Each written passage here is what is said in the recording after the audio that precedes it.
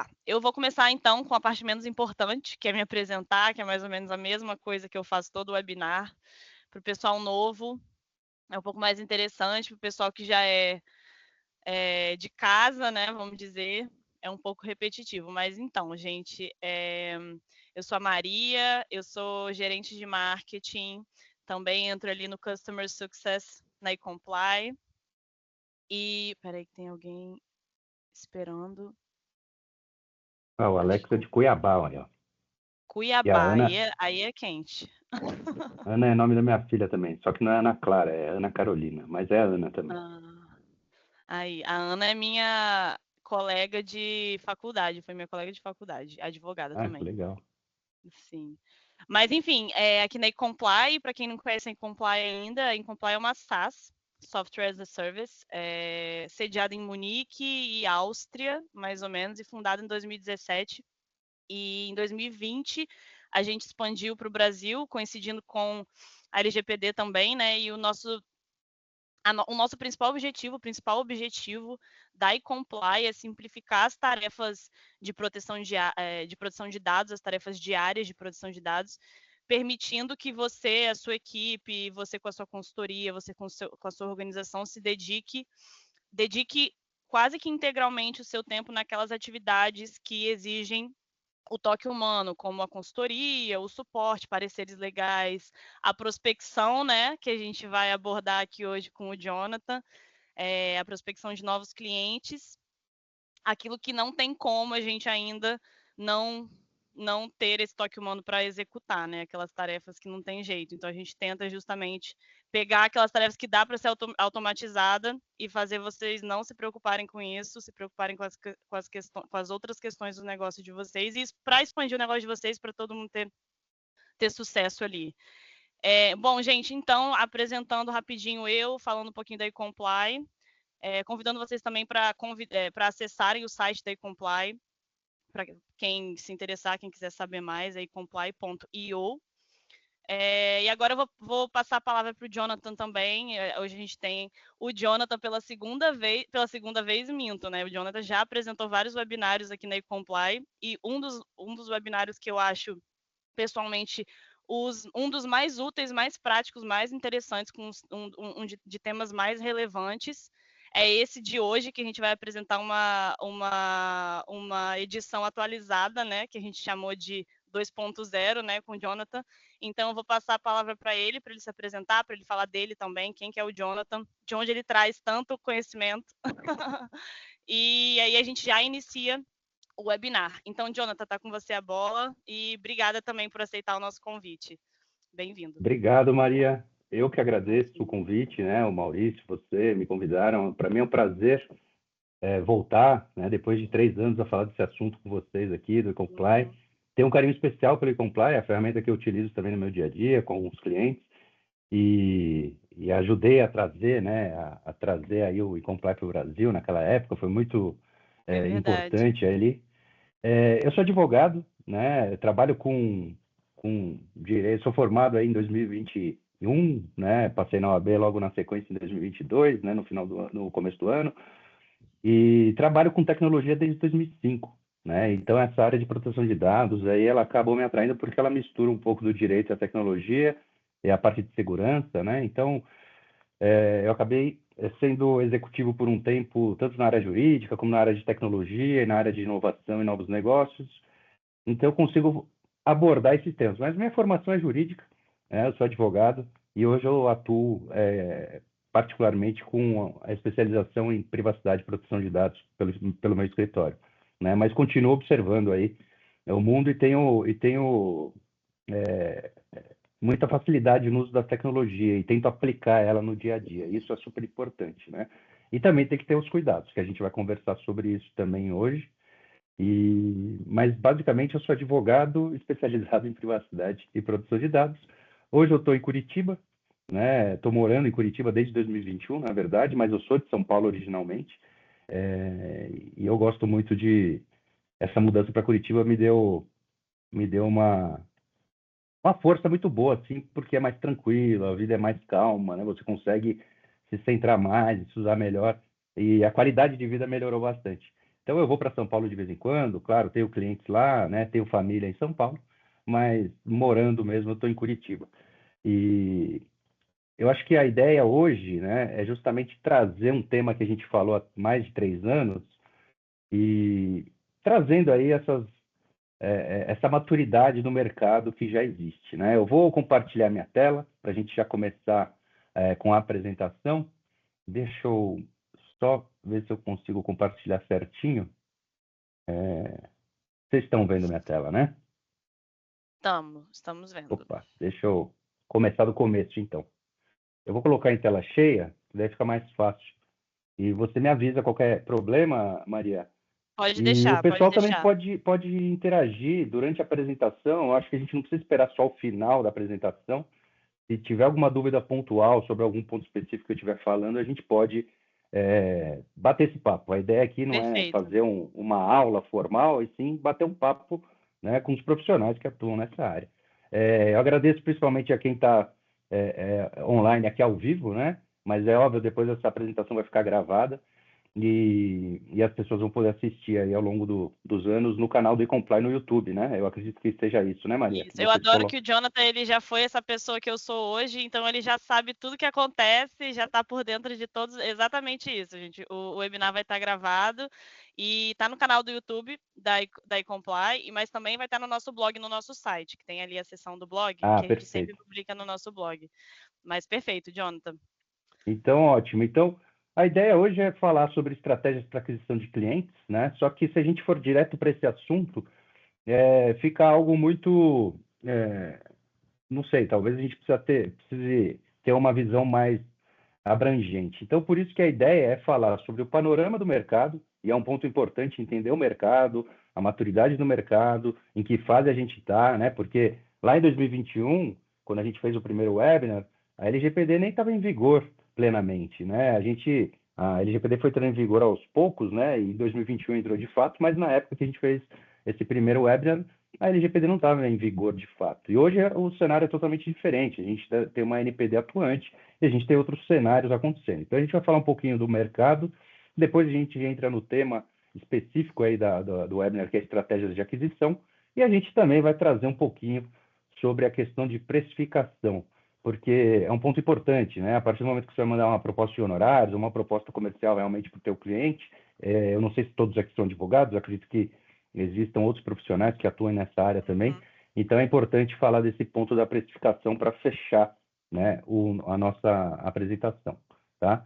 Então, indo para o mercado, né? Como está o mercado de privacidade e proteção de dados e também segurança, que acho que é um ponto importante para a gente tratar, que está tudo relacionado, né? Então, a gente tem um crescimento do mercado de segurança cibernética no Brasil. O Brasil hoje é o maior mercado da América Latina e tem um potencial de crescimento muito grande, né? Essa matéria eu trouxe da Agência de Notícias da Indústria e nessa matéria eu deixo o link ali, né, embaixo, justamente porque a Maria depois vai compartilhar com vocês essa apresentação e vocês vão poder acessar todos os itens aqui que eu vou mencionar, né? Eu já deixei as fontes ali embaixo. Então, nessa matéria da Agência de Notícias da Indústria, eles trazem essas informações que foi baseada numa pesquisa, né, numa análise da Mordor Intelligence. E essa Mordor Intelligence ela traz informações um pouquinho mais abrangentes. Então, o período de estudo, né, dessa pesquisa foi justamente de 2019 a 2029, fazer uma projeção, né, de como o cenário de cibersegurança no Brasil cresceria. Então, foi feito ano passado, em 2023, mas pegando esse período de 10 anos, né? Então, a gente tem um crescimento aí quase potencial de duplicar, né, o tamanho do mercado em cibersegurança, né? Existe uma baixa concentração de mercado o potencial de crescimento de mais de 10% ao ano. Então, a gente tem aí essas informações, essa pesquisa integral está nesse link, né, junto com a apresentação, e a gente pode explorar isso depois que vocês receberem, vocês podem explorar. Mas é um cenário interessante, né? A cibersegurança é um dos pontos que a lei traz, né, que são as medidas técnicas para a proteção dos dados, e além disso tem a proteção também às empresas, né? Então, segurança da informação e cibersegurança são pontos importantes para a gente ficar atento e é um mercado que tem potencial de crescimento. Então, se vocês atuam com isso, ou se vocês precisam orientar os seus clientes, é importante vocês terem conhecimento não só do tamanho do mercado, mas também conhecimento do assunto. Eu mesmo, sendo advogado, eu fui buscar estudar assuntos de cibersegurança, de segurança de informação, por exemplo. Então, tem uma certificação do Reino Unido de cibersegurança. E isso para mim, é importante, né? Saber conversar sobre sistemas que não são só jurídicos, tá? Um outro ponto importante, a regulamentação de proteção de dados, né? Então, a LGPD entrou em vigor em 2021, ela acabou gerando um aumento aí da demanda por profissionais dessas áreas, né, de privacidade, proteção de dados e segurança da informação. E a gente também tem um papel super importante hoje em dia de atuação da ANPD, nossa autoridade supervisora. Isso faz com que o mercado se movimente, né? Então, a gente tem uma atuação da ANPD. A ANPD ela tem os processos de fiscalização, só que antes dos processos de fiscalização, ela faz um processo de monitoramento. Tá? E nesse momento específico, existem 2 processos de monitoramento acontecendo. Um, que é contra um órgão público, né, a Secretaria de Educação do Estado de São Paulo, por causa do aplicativo Minha Escola, lá de São Paulo. Né, eles querem saber se o tratamento de dados pessoais, como é que está o tratamento de dados pessoais na instalação desse aplicativo. Deixa eu só beber uma aguinha aqui. Às vezes eu falo pouco e minha garganta Não tem jeito. Igual o não está professor, né? acostumada a falar tanto. E também tem o Nubank, né? Então, o Nubank ali, a gente tem um processo aí pré-fiscalização, né? É só o monitoramento. E aí a gente tem um ponto importante, pessoal. Por quê?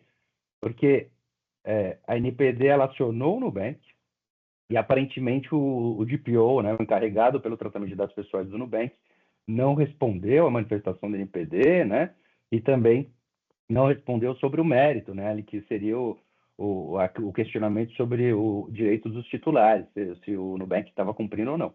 Isso não é um processo de fiscalização ainda, mas já é um monitoramento em relação à atuação desses 2 órgãos aí, um privado e um público. A gente também tem, no próprio site da NPD, vocês podem acompanhar isso, eu acho importante, né, fazer esse acompanhamento. A gente tem processos já de fiscalização em andamento, né? Então, a gente já tem diversos processos relacionados de fiscalização. E o primeiro ali é o TikTok, né? Principalmente em relação a tratamento de dados de criança e adolescente, que é o público desse aplicativo, né? A maioria é criança ou adolescente que utiliza o TikTok. A gente tem casos aí o SERPRO, por exemplo, está sendo também fiscalizado. A gente tem algumas empresas de tecnologia, empresas de telefonia, né, o próprio WhatsApp aí do grupo Meta, né? E a gente tem mais para baixo, que eu peguei só uma imagem aí, só para ilustrar mesmo, mas mais para baixo a gente tem o INSS e alguns bancos. Porque o que acontece? Hoje, muitas pessoas, quando se aposentam, talvez um dia antes da aposentadoria ser aprovada de fato, muitas pessoas já recebem um contato de instituições financeiras oferecendo crédito consignado. E como essa informação vai parar, né? Então, existe uma fiscalização em relação ao INSS e também em relação a algumas instituições financeiras que oferecem esses empréstimos consignados. Então, a gente começa a enxergar, também tem um caso de drogaria, acho que a Droga Raia está sendo fiscalizada também, então a gente já consegue identificar algumas movimentações da NPD na prática, né? Então, são processos de fato de fiscalização que estão em andamento. O outro ponto importante que também movimenta o nosso trabalho como consultor, aí, como advogado especializado nessa área, as resoluções, né, as regulamentações da lei pela própria NPD. Nós tivemos algumas regulamentações em 2023, mas agora em 2024 saíram 3 regulamentações super importantes. A primeira sobre a comunicação do incidente de segurança, né, que é a resolução 15. A resolução 18, que é sobre o encarregado pelo tratamento de dados pessoais, né, o DPO, então essa era uma resolução bastante esperada. E a gente também teve, por fim, aí, em agosto, né, a regulamentação da transferência internacional de dados e das cláusulas padrão contratuais, que provavelmente serão os mecanismos mais utilizados pelas empresas, porque os outros são mais burocráticos, precisa de aprovação da NPD, né, porque você tem cláusulas específicas, aquelas Binding Corporate Rules, né, as regras corporativas globais. Então, provavelmente as cláusulas padrão contratuais será o mecanismo mais utilizado e já existiram demandas, muitas dúvidas sobre transferência internacional né, aqui no Brasil. Então, isso é importante a gente ficar atento, porque isso direciona um pouco o nosso trabalho como consultor para orientar nossos clientes, para captar, para explicar, né? Então, mais para frente, a gente vai fazer essa correlação entre o que está acontecendo no mercado, né, e também com as regulamentações do NPD e o processo de vendas, né, que você pode estruturar na tua consultoria, tá? Nós Então, temos. a gente tem essas regulamentações que fazem com que o mercado também acabe se mexendo, né, precise, demande aí de profissionais especializados nessa área. Eu ia falar A que a gente gente até tem perdão pela interrupção, que a gente até fica à tem um vontade. webinar gravado no blog da eComply sobre justamente transferência internacional de dados, um webinar que foi excelente também com a Jéssica. E eu aproveito também para te encaminhar uma dúvida aqui que surgiu no chat, Jonathan, do Walter, que ele perguntou se essas investigações sempre são de conhecimento público. Sim, Walter, como você pode perceber, embaixo aqui da imagem que eu coloquei, tem o link para o site da NPD. E a transparência, né, que é um dos princípios aí da LGPD, a NPD também cumpre, e isso fica exposto, né? Então, pode afetar a reputação da empresa. Ah, mas só o processo fiscalizatório já afeta a reputação? Tem empresa que não quer aparecer, né? Mas se estiver sendo fiscalizada, ela vai aparecer. Então, é público, sim, né? Fica aí essa relação toda. Tem mais empresas até, eu até posso tentar compartilhar a página inteira aqui. Vocês estão vendo Sim, estamos vendo. Então, aqui, ó, tem todos os processos da NPD. Eu estou no site da NPD, né? Então, tem Ah, os não, a gente não processos aqui. consegue ver, a gente só consegue ver a tela que você compartilhou, a gente não consegue Ah, então, ver peraí. as outras Vamos, abas. vamos, vamos improvisar aqui. Vamos responder a... Eu vou compartilhar a tela inteira, que Aí, daí eu foi. consigo mostrar. Então, eu estou no site da NPD aqui, Walter. E aqui a gente tem os processos de monitoramento que eu comentei, né, da Secretaria de Educação do Estado de São Paulo e do Nubank, e os processos de fiscalização e andamento. Então, como eu disse, tem o TikTok, tem o Serpro, tem empresas de tecnologia, a Claro, o WhatsApp, o INSS, né, tem o Centro de Mídias de Educação de São Paulo, e é interessante que a gente consegue ver, né, qual que é o problema que a NPD está investigando, né? Está fiscalizando. Então, aqui no INSS é justamente o compartilhamento para oferta de empréstimos consignados. Então, a gente tem mais a Raia Drogasil, né? Também, eles querem entender como eles estão tratando os dados pessoais. O próprio Ministério da Justiça, né? E Segurança Pública está sendo investigado. O Itaú, então aí entra também as instituições financeiras que eu comentei, né? O Itaú, justamente com relação ao INSS, provavelmente, né? O Banco Pan, o Banco Santander, o Banco Bradesco, quer dizer, todas as empresas. A Meta, né, está sendo também investigada por causa da IA generativa, que inclusive tem no WhatsApp hoje em dia, né? E o X também, em razão da inteligência artificial generativa. Então, ficam os processos de fiscalização em andamento, eles ficam aqui, né? E outro ponto importante que Interessante. saiu ontem publicado, né, que direciona, que tem a ver com esse mapa aí de atuação da NPD, essa resolução é importante, né, a gente ter ciência. Por quê? Porque é ela que vai direcionar a agenda regulatória para o biênio 2025-2026. Então, a gente, sabendo quais são as ações da NPD para esses próximos 2 anos, a gente consegue atuar também como consultor, orientando nossos clientes, ligando aqui o assunto, né, com a atuação do nosso cliente. Então, os direitos dos titulares, principalmente os artigos 9º, 18º, 19º e 20º, eles vão sofrer regulamentação, e já está na fase 1. Né? E a fase 1, pela regra aqui, é a fase 1 que vai começar agora em 2025, né? Então, o cronograma é esse, eles dividem em 4 fases, e a fase 1 começa já, né? Compartilhamento de dados pelo poder público. Então, aqui provavelmente tem a ver com o INSS compartilhando os dados, né, que sobre a aposentadoria, por exemplo, envolve aí esse compartilhamento, né, se esse tratamento é legítimo ou não. O tratamento de dados pessoais de crianças e adolescentes é uma preocupação grande, na fase 1 ainda, né? Então, a fase 1 está aqui, dados pessoais sensíveis e dados biométricos. Esse é um ponto super relevante, porque hoje a gente vê dados biométricos sendo usados para tudo, principalmente para controle de acesso. Você vai na academia, tem biometria lá para você entrar. Você vai num condomínio, tem biometria, né, para você poder acessar o condomínio. Você vai numa escola, se você é uma criança, um adolescente e vai para a escola, o controle de acesso à escola muitas vezes é feito por meio de biometria. E a biometria na Europa, por exemplo, ela é bastante restrita. Eles não utilizam igual a gente utiliza no Brasil. Já no Brasil, a gente utiliza de uma maneira bastante facilita a vida e tudo mais, mas como esses dados são guardados? Quais são as empresas, né, que são contratadas para fazer esse armazenamento? Fica com o controlador? Tem um operador? Tem um suboperador? Essa cadeia toda a gente precisa entender, né? Então, e ainda na fase 1, medidas de segurança técnicas e administrativas que eles querem entender aí, ou definir alguns padrões, ou orientar, né, os padrões mínimos de segurança.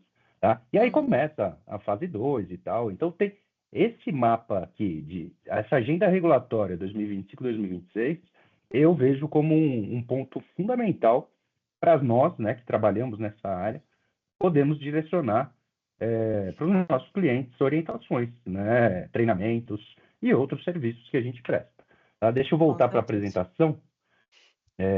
Ótimo. Vocês estão vendo a O apresentação, Walter né? agradeceu aqui, estamos vendo a apresentação, e o Alex fez um apontamento aqui, falou que essa investigação da Drogasil, ele falou que o caso aconteceu lá em Cuiabá, se ele não está enganado.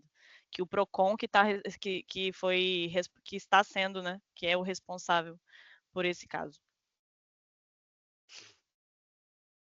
Não, perfeito, é isso mesmo. Eu não sei a origem, eu não cheguei a acessar o processo para ver, mas provavelmente, né? E quando a gente entrega nosso CPF numa farmácia, será que eles estão compartilhando só para dar desconto e tudo mais? Ou eles compartilham com parceiros, né? Eles estão criando um histórico, um perfil nosso de consumo de remédios, né? É isso que precisa ser analisado, né? Então, nesse aspecto, é importante a gente entender, né, essa agenda regulatória para os próximos 2 anos, para a gente também poder orientar os nossos clientes e demonstrar, né? Porque muitas vezes é pelo medo, né, que a gente conquista o cliente, né? Talvez os clientes não queiram aparecer aí, né, nessa relação que a gente viu agora que está disponível no site da NPD. Esse mapa de temas prioritários, na verdade, ele acabou sendo superado porque eu utilizei para apresentação, mas como a NPD publicou ontem a agenda regulatória para esse ano de 2025 e de 2026, os assuntos são os mesmos, né? Mas a gente tem alguns temas importantes. Por exemplo, né, um tema importante que é esse tema 3 aqui, ó, inteligência artificial para reconhecimento facial e tratamento de dados pessoais. A IA, ela vai fazer parte da realidade cada vez mais das nossas vidas, né? Inclusive, né, se você não está utilizando IA generativa para melhorar a produtividade da tua consultoria ou para melhor revisar o seu trabalho, né? Você está ficando para trás. A IA generativa, ela é realmente uma fonte importante aí de uma ferramenta, né? Não é nem uma fonte, mas uma ferramenta importante para você utilizar, para você melhorar tua produtividade, para você melhorar teus processos. Agora, tem o risco também, né? Você está compartilhando dado, como você está usando isso? Você foi lá e entendeu se a empresa, né, que fornece essa solução, ela compartilha os dados com terceiros, ela utiliza esses dados para melhorar o modelo dela de inteligência artificial. Então, tudo isso a gente precisa entender. E também tem esse tema de raspagem de dados e agregadores de dados, né? O que é raspagem de dados e agregadores de dados? Quando a gente entra numa loja como o Google Chrome, por exemplo, né? Tem uma loja do Chrome, né? A Chrome Store, que é do navegador do Google, e eles vendem diversas extensões que você pode colocar no navegador. Se vocês digitarem scrap, né? Scrapper, que é raspagem em inglês, né? Scrapper, vocês vão ter várias ferramentas que conseguem ir em vários sites na internet, né? E pegar essas informações e criar um banco de dados. E é isso que eles querem investigar e fiscalizar, né? Como é feita essa raspagem, se esse tipo de solução ela infringe ou viola de alguma forma, né, a LGPD, porque existem diversas ferramentas, né? Tem várias ferramentas que você pode não só conseguir coletar essas informações, mas também depois criar um banco de dados e agregar essas informações, e aí, a partir com a tecnologia, você consegue fazer os cruzamentos e tudo mais. Então, tem vários assuntos interessantes que precisam ser estudados, né, e que a NPD vai atuar e que a gente também precisa saber como agir, né? O que que significa e quais as consequências disso para os nossos clientes. Um outro ponto importante que eu vejo para analisar o mercado, né? A gente ainda está falando de mercado aqui, né? De panorama do mercado. É você entender, principalmente na Europa, que já é um mercado bem mais maduro do que no Brasil, por que que as empresas estão sendo multadas, né? Ou sofrendo sanções pelas autoridades supervisoras. E tem um site que chama Enforcement Tracker, né? Que tem esse link aí embaixo, depois vocês vão ter acesso. A gente tem aqui, pelo tipo, as multas pelo tipo de violação, né? Então, as maiores multas aí até agora, né? A maior parte da arrecadação pelas autoridades supervisoras foi a não conformidade com os princípios gerais de processamento de dados, né? Ou de tratamento de dados, né? Traduzindo para o português aqui, pelas empresas. Logo em seguida, vem a insuficiência de uma base legal para fazer o tratamento desses dados, né? Então, tem ali o número, acho que está em bilhões, né? 2 bilhões 410 milhões de euros, e a insuficiência de uma base legal está em quase 2 bilhões de euros, um total de 663 multas aplicadas, né? Um outro ponto importante também é a insuficiência de medidas técnicas e administrativas, né, relacionadas à segurança da informação, que aí gerou 402 multas, totalizando 571 milhões, aí, quase 572 milhões de euros. E também o descumprimento de algumas obrigações de informação, né, que seria o caso de transparência. E o interessante é que tem um outro gráfico, que é esse daqui, né, que é pelo número de multas, né? A gente vê que muda um pouco, né? O total de multas, né? Então, a insuficiência de base legal para processar os dados, para tratar os dados pessoais, ela fica em primeiro lugar. A não conformidade com os princípios gerais, né, para o tratamento de dados também fica logo em segundo lugar.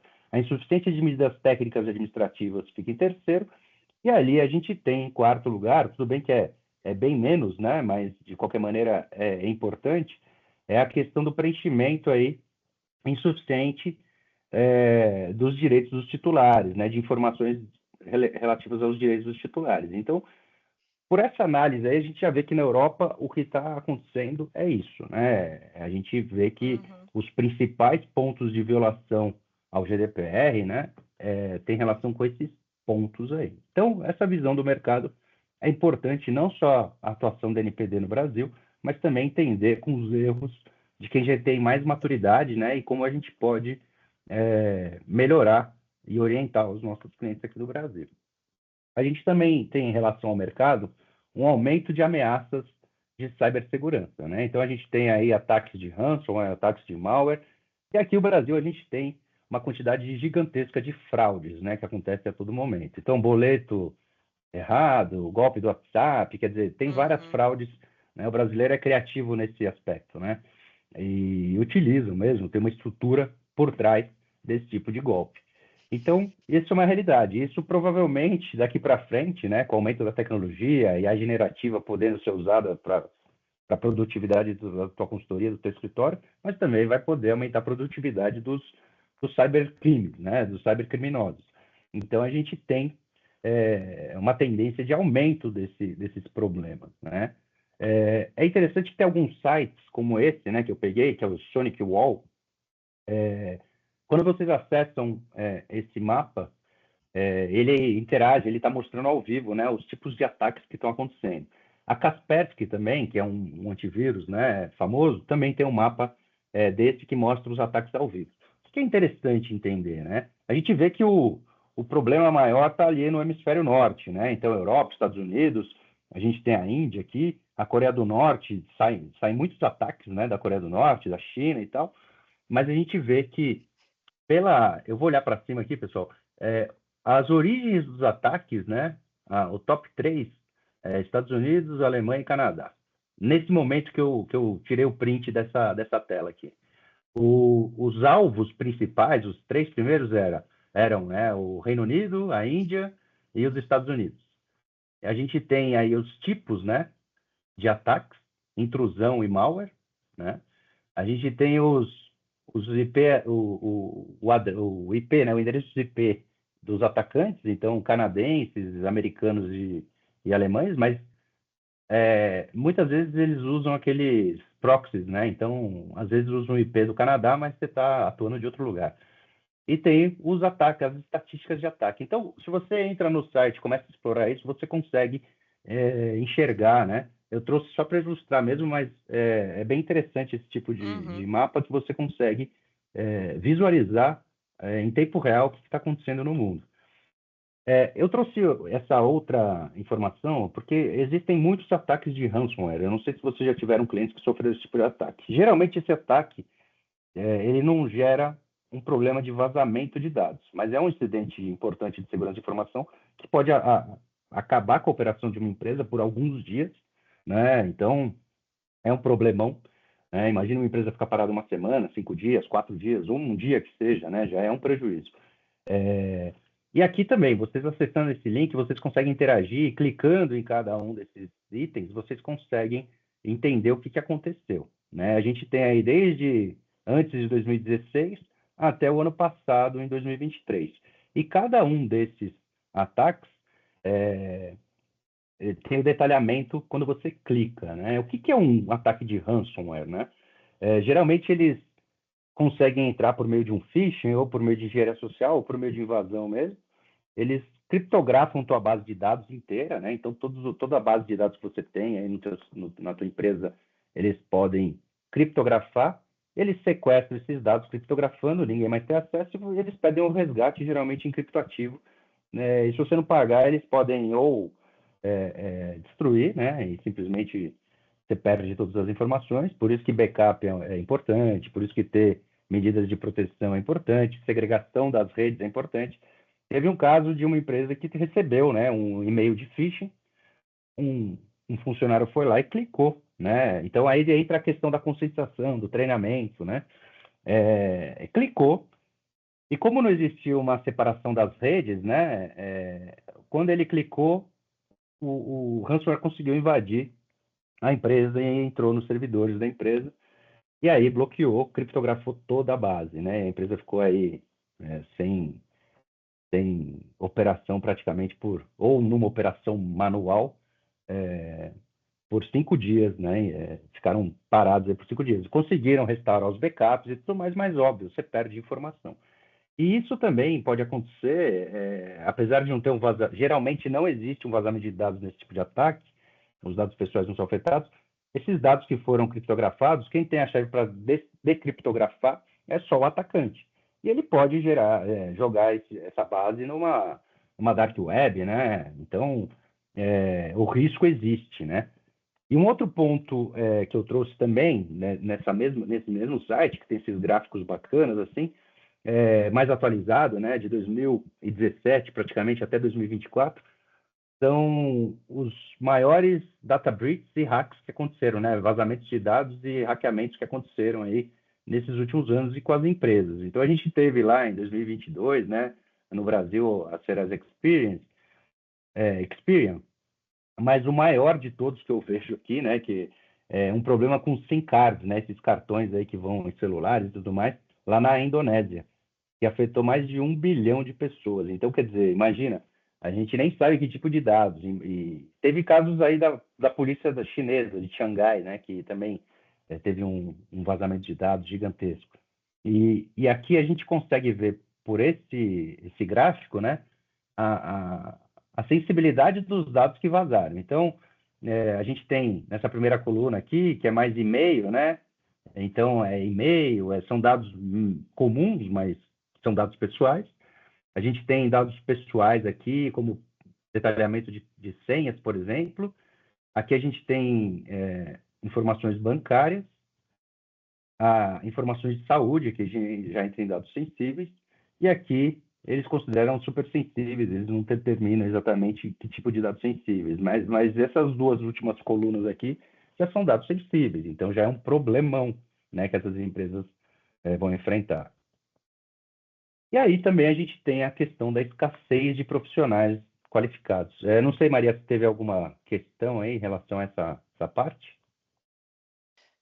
Não teve. Teve uma que perguntou sobre sobre marketing, que eu estou tentando guardar um pouquinho mais para depois, porque eu acho que tem mais relação com o que você vai falar depois, aí Tá eu bom. trago. Mas sobre o Alex, ele trouxe a notícia que fala justamente sobre o Procon da Raia Drogasil, ele trouxe a notícia, então, para Legal. quem quiser acessar, mas por enquanto estamos só atentos ouvindo. Perfeito. E aí a gente tem uma carência hoje, né? Existe uma escassez de profissionais qualificados, né, nessas áreas aqui no Brasil, e existe uma demanda, né? E a gente precisa aproveitar, como profissionais dessa área, a gente precisa aproveitar essa escassez, né? Seja fazendo parcerias e tudo mais. E um relatório, por que, né, a gente afirma que existe uma escassez? Porque aqui tem um relatório dessa empresa, que é uma empresa de segurança, eu trouxe a página dela mesmo, porque ela tem um estudo que fala exatamente disso, que além do gap, né, em habilidades, que falta habilidades, né, relacionadas a essa questão de segurança cibernética, eles estimam que seja necessário mais de 750 mil profissionais no Brasil para preencher a lacuna nessas questões de segurança cibernética. Aqui a gente trouxe também uma afirmação do presidente da Ciesp, que diz que o Brasil terá déficit de 140 mil profissionais de cibersegurança até o ano que vem.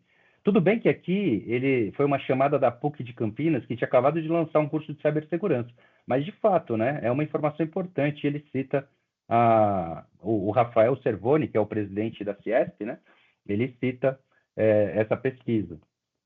E a gente tem um panorama ainda voltado para o mercado de avanço tecnológico e avanço das inovações. Isso não vai parar também, né? Provavelmente a gente vai ter mais questões aí, né? A legislação, o fato é que a tecnologia ela é exponencial, né? Ela cresce exponencialmente, ela avança exponencialmente. A lei não E consegue a gente, acompanhar, né? nós como pessoas, indivíduos, a gente até consegue acompanhar um pouquinho mais de perto, mas as empresas, como elas são ela tem uma estrutura, né? Tem uma hierarquia, elas não conseguem se movimentar de uma forma tão rápida. E os órgãos públicos, muito menos, né? Então, a gente tem um avanço tecnológico cada vez maior. E não é só uma tecnologia ou outra. O que eu falo é da convergência dessas tecnologias todas, né?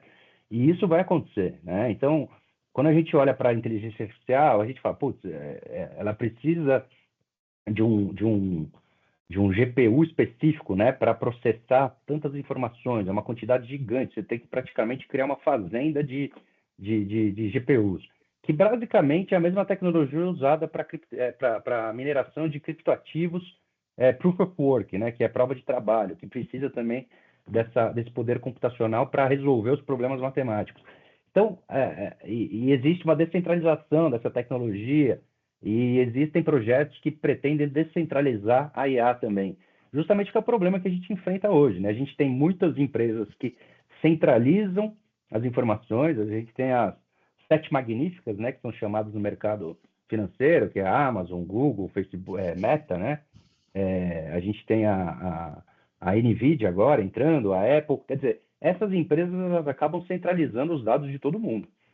E querendo ou não, se você tem os dados de todo mundo, a riqueza acaba passando por você, né? Então, para você ter um aplicativo numa App Store, por exemplo, da Apple, você tem que deixar lá uma comissão para eles também.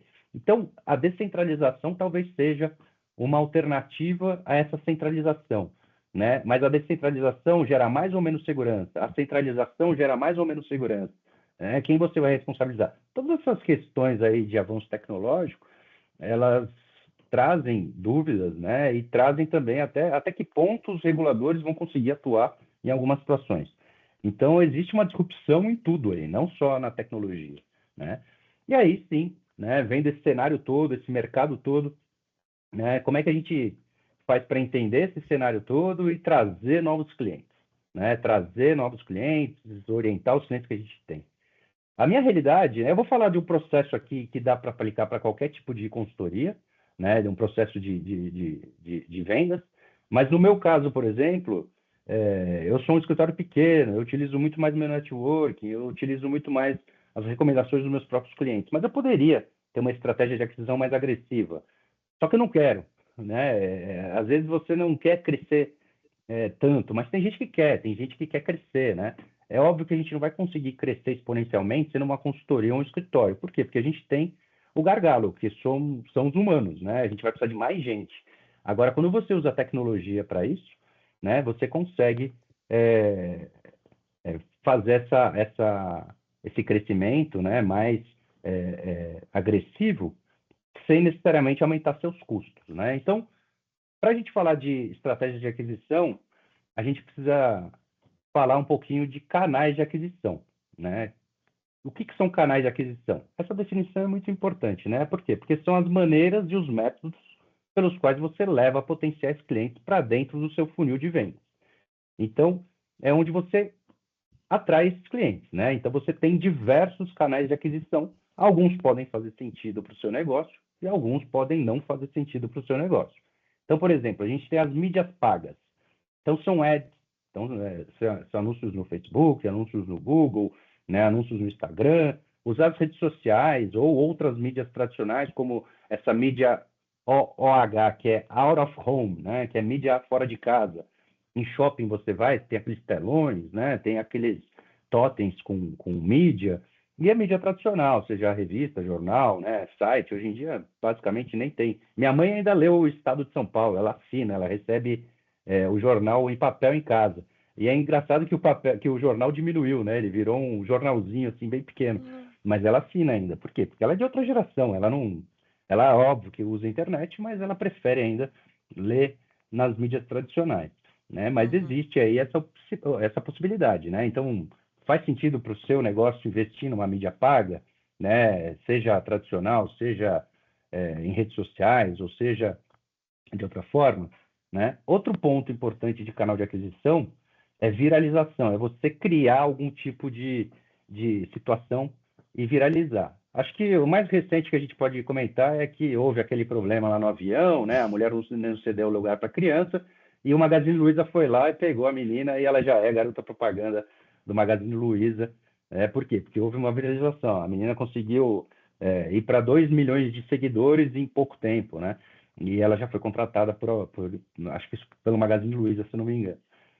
Você pode usar conteúdos, então, por exemplo, se a gente pegar todo aquele conteúdo da agenda regulatória 2025-2026, da NPD, criar conteúdo e colocar num SEO, né, que você utiliza para esses buscadores como o Google, por exemplo, encontrarem esse conteúdo e oferecerem para quem pesquisa, né? Você consegue fazer tanto o inbound marketing como marketing de conteúdo, marketing de busca, né? Então, é possível usar aquele conteúdo todo da agenda regulatória 2025-2026 da NPD para criar conteúdos para você atrair novos clientes. Se você tem uma equipe de vendas, né, ou uma equipe, seja interna, seja uma equipe externa, você também consegue criar esse canal de aquisição e parcerias, né? Então, eu tenho parceria, por exemplo, com uma empresa de cibersegurança, segurança da informação. Eu sou escritório de advocacia, mas eu tenho essa parceria. Apesar de eu ter uma certificação em cibersegurança, eu não posso atuar como um técnico de cibersegurança. Eu consigo entender o que está sendo discutido, né, as soluções e os problemas, mas eu não posso dar o meu parecer técnico, porque eu não sou, né? Eu sou advogado. Então, eu tenho uma parceria com uma empresa de cibersegurança. E você pode criar outros tipos de canais de aquisição, né? O que faz sentido para o teu negócio, né? Você quer crescer, quer investir? Talvez você tenha que ter um processo um pouco mais definido para usar esses canais de aquisição. E esses canais de aquisição, eles só vão atrair as pessoas para o seu funil de vendas, né? Um ponto importante nessa estratégia de aquisição, né, é entender os custos envolvidos nisso. Porque todos esses canais de aquisição, eles geram algum tipo de investimento. Você precisa investir antes. E aí a gente tem a métrica do custo de aquisição de clientes, que é o CAC, né? Então, para você entender o CAC, você precisa responder algumas perguntas, né? Quanto vai custar atrair clientes por este canal? Quantos clientes estão disponíveis nesse canal? E os clientes que estou obtendo por esse canal têm o perfil de cliente ideal para o meu negócio? Né? O ICP, né? Ideal Customer Profile. É importante a gente fazer essas perguntas. E outra coisa, quando você direciona algum tipo de anúncio, você está dialogando com a pessoa correta? É essa pessoa que decide sobre a sua contratação ou não?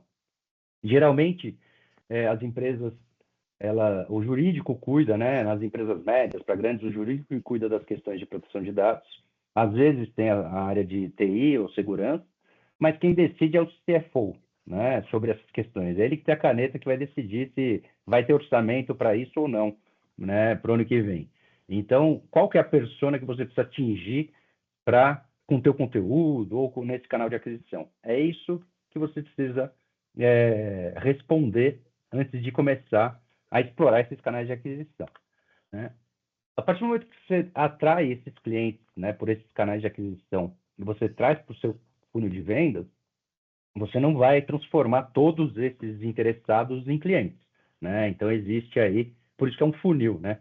Que entra lá mais gente do que você consegue fechar. Nesse exemplo aqui da Ace, né? Eu até peguei da Ace Startups aí, Ace Ventures agora, eles falam de 21 leads, 7 apresentações da solução, 5 negociações comerciais e 1 negócio fechado. Quer dizer, de 21 a gente conseguiu 1.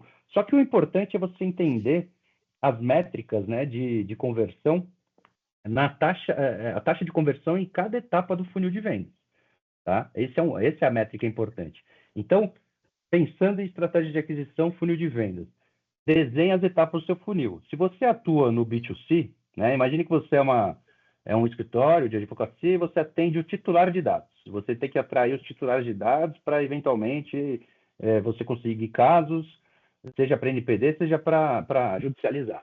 Então, a tua estratégia de B2C, né, o teu escritório direto para o consumidor, para o titular de dados, é uma. Se você atua para a empresa, o B2B, né, business to business, a tua estratégia, o teu desenho de funil é outro, né? Então, esse é um ponto importante. E aqui tem um exemplo, né, de cálculo da taxa de conversão no funil. Imagine que a gente fez aí a gente usou o canal de aquisição, né, do Facebook Ads, e a gente conseguiu atrair 100 mil visualizações. Dessas 100 mil visualizações, 2.500 visualizações se tornaram aí visitantes do nosso website. Então, a gente teve um 2,5% de conversão nessa etapa. Aí, na outra etapa, a gente teve trials, né? Imagina que a gente está vendendo um produto como o eComply, e o eComply oferece trial aí para os seus clientes. Desses 2.500 que visitaram o site, 800 quiseram testar a ferramenta. E desses 800, 550 realizaram a compra. Então, a gente teve 2,5% de 100 mil visualizações com visitantes do site. Depois, a gente teve 32% de conversão em testes, né, em avaliação da nossa ferramenta. E depois de 68% de compras. E é bastante interessante, né? Então, se você for analisar 100 mil views para 550 compras, é só 0,55%, né, de conversão. Mas olhando as taxas de conversão nas etapas, você vai ver que esse resultado não é ruim, né? Então, se você quer estruturar, explorar canais de aquisição e estruturar um funil, né, de vendas mesmo, esse processo de vendas, é importante você metrificar todas as etapas do teu funil, né? Tem alguma dúvida até aqui? Não tivemos dúvidas. Pessoal, vocês podem perguntar se vocês tiverem dúvidas, tá bom? Outras métricas importantes, e aí elas têm relação com retenção dos clientes. Então, a gente tem uma métrica que chama Lifetime Value, né, que é o ticket médio versus o número de renovação, que mede a retenção. Então, vou dar um exemplo, né? Eu no meu escritório, por exemplo, eu tenho clientes de longo prazo, eu não exploro tanto novas aquisições. Geralmente as novas aquisições vêm por recomendação dos meus próprios clientes. Eu uso a minha base de clientes e consigo trazer novos clientes. Eu não tenho um funil agressivo que eu meço cada etapa daquele funil. Então, o meu lifetime value é alto. Por quê? Porque eu consigo reter esses clientes, né? Mas eu também tenho casos de clientes que eu trabalhei pontualmente, né? Então, eu fiz uma tarefa específica, foi contratado para aquele serviço e acabou a relação. Mas eu tenho clientes que têm um bom lifetime value. O ticket médio, né, que é o valor médio das vendas de um período, né, que também mede a retenção. E aí entra na parte da precificação, né? Então você vai cobrar por um contrato anual, né? Vai cobrar por hora. Então tudo isso a gente vai falar um pouquinho mais para frente. E outro ponto importante é a taxa de cancelamento, né? Que seja perda de faturamento ou perda do cliente, que também tem a ver com a retenção. a taxa de cancelamento é outra métrica importante. Então, tanto o custo de aquisição de clientes pelos canais de aquisição que você escolher, quanto essas métricas de retenção, né, e a métrica também da taxa de conversão ali no funil, são métricas importantes, né, para você medir, né? Se você não mede, você não gerencia, e se você não gerencia, né, você está vivendo aí de acordo com o que a vida me levar. Então, é importante ter essas métricas justamente para a gente entender, né? E é legal que você consegue fazer os testes, principalmente nessa parte aqui do funil de venda, né? Você consegue fazer testes em vários canais, entender a taxa de conversão, porque às vezes você consegue atingir muita gente, mas a conversão é baixa. E às vezes você atingindo, por exemplo, um evento, você criando um evento, né, convidando algumas pessoas. Talvez você consiga atingir menos pessoas, mas você consiga ter uma conversão maior, né, em percentual. Então, o evento também é um bom canal de aquisição, né? E quando a gente fala em consultoria, né, de privacidade, proteção de dados, você, querendo ou não, você faz uma venda consultiva. Você precisa pegar todas aquelas informações que estão lá na NPD, os processos de fiscalização, né, e trazer para o teu cliente, mostrar para ele como isso afeta a realidade dele, treinar as pessoas, né? Então, essa consultoria, eu vejo que é uma venda mais consultiva, ela depende de confiança, muitas vezes de soluções sob medida, você tem que ter uma certa flexibilidade, depende de um relacionamento, né? Depende de uma consistência e depende da dor que o cliente está sentindo naquele momento. Eu já tive casos de clientes que estão comigo hoje há bastante tempo, mas começou com um caso pontual, né? Então, putz, eu tenho um contrato de um cliente e se eu não tiver essas soluções, né, esses documentos, essas evidências que eu estou em conformidade com a lei, eu vou perder esse contrato, ou eu não vou conseguir fechar esse contrato. Então, a dor dele era específica, né? Ele ia perder um contrato se ele não resolvesse aquele problema pontual. E aí a gente atuou naquele problema pontual, foi uma venda pontual. Depois a gente conseguiu evoluir, né, para uma receita recorrente para o meu escritório, né, uma despesa recorrente para ele, mas num modelo de consultoria permanente. Então, a dor do cliente é super importante, porque às vezes o cliente não quer um projeto ou um programa de conformidade logo de cara, ele quer resolver uma dor específica, né? A Ace usa um exemplo muito bacana que eu gosto de usar, né? Se o seu cabelo está pegando fogo, você quer apagar o fogo do seu cabelo, você não quer fazer outra coisa, entendeu? Então, o cliente está com o cabelo pegando fogo aonde exatamente? É isso que você precisa entender. Qual é a dor imediata dele para a gente resolver, conquistar a confiança, né? Mostrar o nosso trabalho e aí sim conseguir evoluir, fazer aí um cross-selling, né? Um upselling, eventualmente, para o cliente. E outro ponto importante é entender a diferença entre marketing e branding, né? Lá há 3 anos, quando a gente fez o primeiro webinar sobre aquisição de clientes, estratégia de aquisição de clientes, eu falei sobre um outro exemplo, mas dessa vez eu resolvi criar uma cafeteria, né? Então, imagina que a gente cansou dessa vida de proteção de dados, privacidade, segurança, dá muita dor de cabeça, e a gente resolveu aí virar sócio de uma cafeteria, né? Então, o que é o marketing para a nossa cafeteria, né? O que faz a cafeteria atrair clientes, né? O marketing é isso. O marketing serve para atrair os clientes para a cafeteria. Então, a gente vai fazer anúncios no Instagram mostrando café bonitos, a gente vai criar promoções específicas, né? Então, compre um e leve 2 às quartas-feiras. A gente vai fazer parcerias com influenciadores locais. A gente vai criar um banner na fachada anunciando um café especial. A gente vai criar cartões de descontos, quer dizer, e-mail marketing com ofertas especiais, oferecer receitas, né, que os clientes possam fazer em casa. Isso é o marketing, né? Agora, o branding é a experiência completa que o cliente tem com a nossa cafeteria, né? Então, quando ele entra na loja, né, o aroma do café fresco atrai esse cliente, ele vai, né, vai gerar algo positivo, o sorriso, a cordialidade dos baristas, a qualidade das bebidas, a música ambiente, a limpeza do local, quer dizer, toda essa experiência que o cliente usufrui é o branding, né? Então, o marketing você atrai, o branding você fideliza. Basicamente, é isso, né? O marketing é o que faz o cliente entrar na nossa cafeteria pela primeira vez. E o branding é o que faz ele voltar toda semana, recomendar para os amigos, postar stories espontaneamente e se tornar um defensor da marca. Tanto que você vê marcas aí, né, que fizeram muito bem esse branding, que as pessoas até tatuam essas marcas na pele, né? Então, por exemplo, a Harley Davidson é uma, né? O branding da Harley Davidson é fantástico, você faz parte, né, daquele grupo. Você tem essa sensação de pertencimento. Então, o marketing é uma coisa, o branding é outra. Então, para nós também, eu como advogado, eu tenho algumas limitações, né, nessa parte de marketing, mas eu posso fazer um branding bom, né? Eu posso explorar melhor esse branding. E, mas mesmo como advogado, a gente consegue trabalhar com marketing e com branding, né? E aí a gente entra nesse último tópico da apresentação. Eu não sei como é que está o tempo, Maria, se a gente tem ainda bastante tempo, se pode continuar à vontade. Mas é o último A tópico, gente, tá? a Depois a gente gente tá, a gente tá no limite ali, é só dar uma aceleradinho. aceleradinha, isso. Bota no 1.5. E aí, agora na precificação, né? O que é importante, né, entender quando você vai precificar um produto? É a maturidade do cliente, o quanto ele já sabe sobre privacidade e proteção de dados, LGPD, as consequências e tudo mais.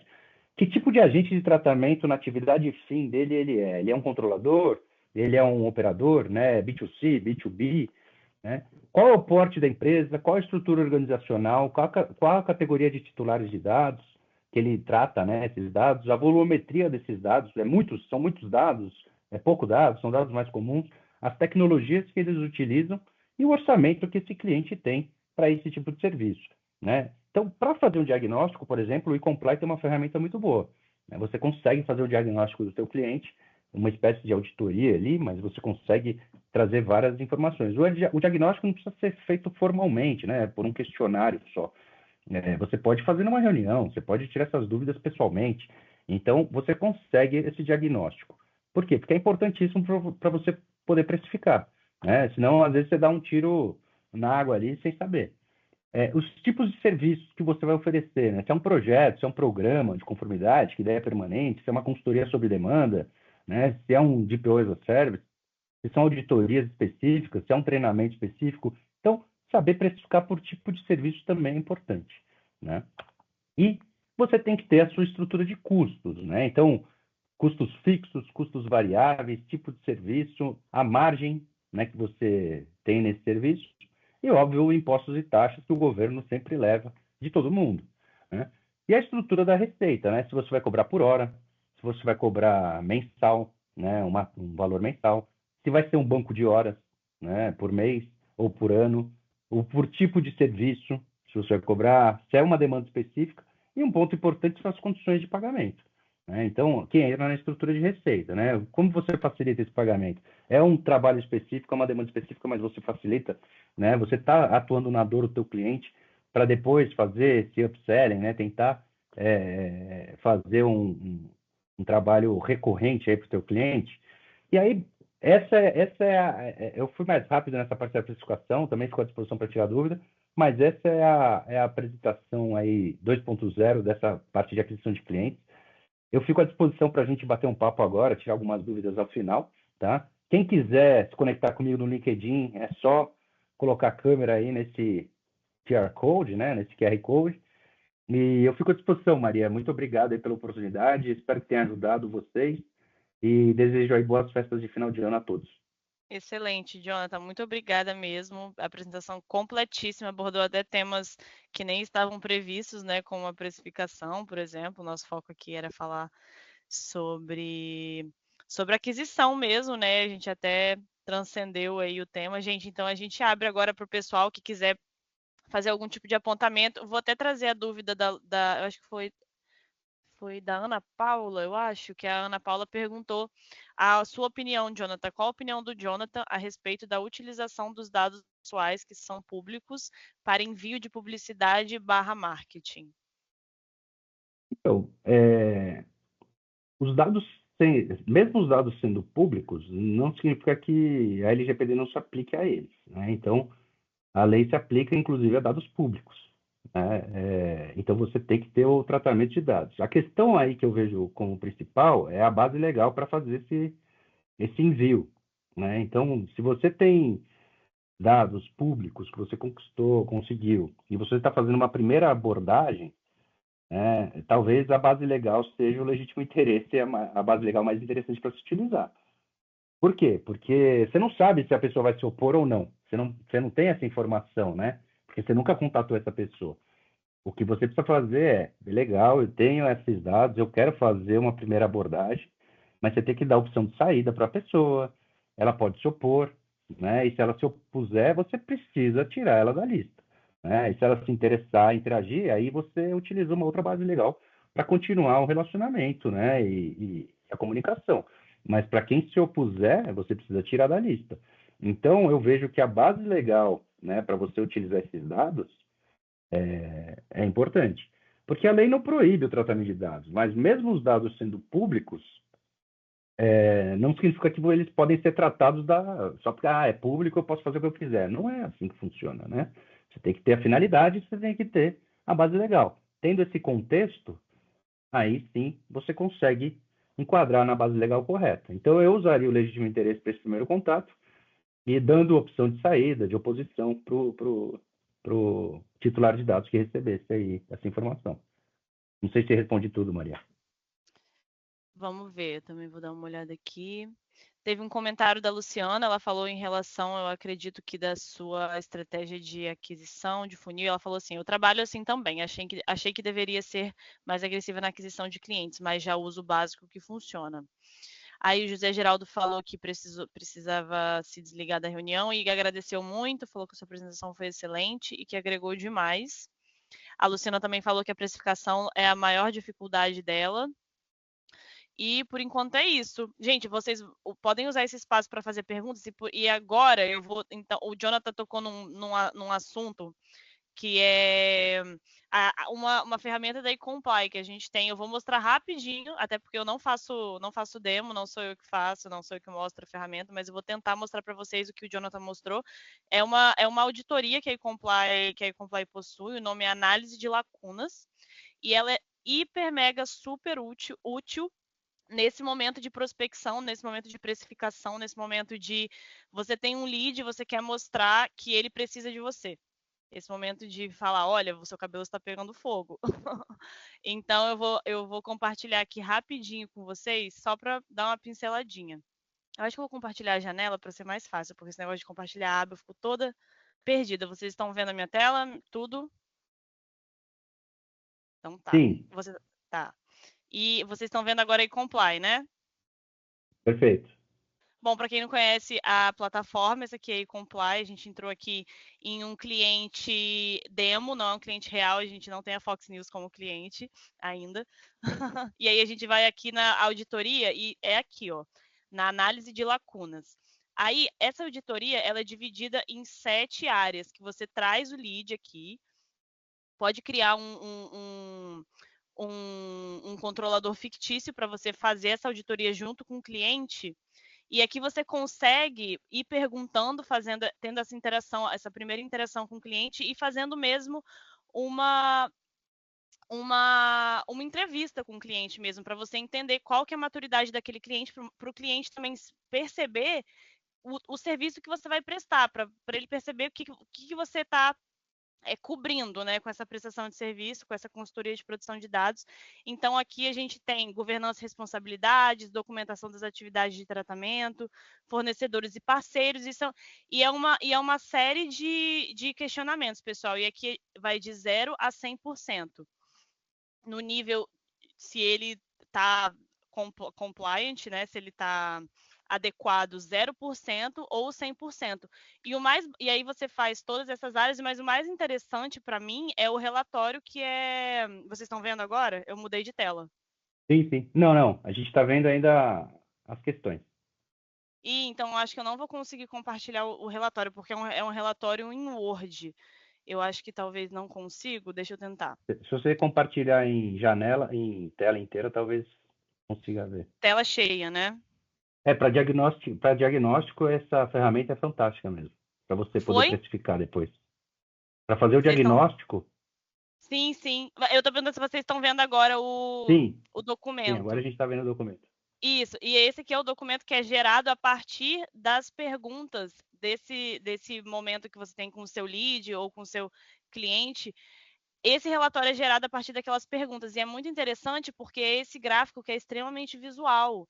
Então, você consegue até mesmo cobrar, se você quiser agregar isso aos seus serviços de proteção de dados, você consegue até cobrar por esse relatório, porque isso aqui é um relatório muito completo de como esse cliente está neste momento, no momento que você executa essa entrevista com ele. Então, aqui você consegue ver, e aqui você também consegue adicionar notas, se você for enviar esse relatório para o cliente. Enfim, gente, é realmente uma ferramenta muito, muito útil nesse momento de prospecção, nesse momento também inicial que você tem com um lead ou com um cliente que está ali começando com vocês.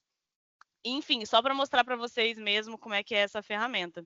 E para quem tiver interesse em saber mais sobre essa ferramenta, tiver dúvidas, vocês podem contatar a gente no nosso site. Também tem o Maurício aqui no nosso. Eu vou pedir para o Maurício que está aqui deixar o e-mail dele para contato, o WhatsApp, enfim.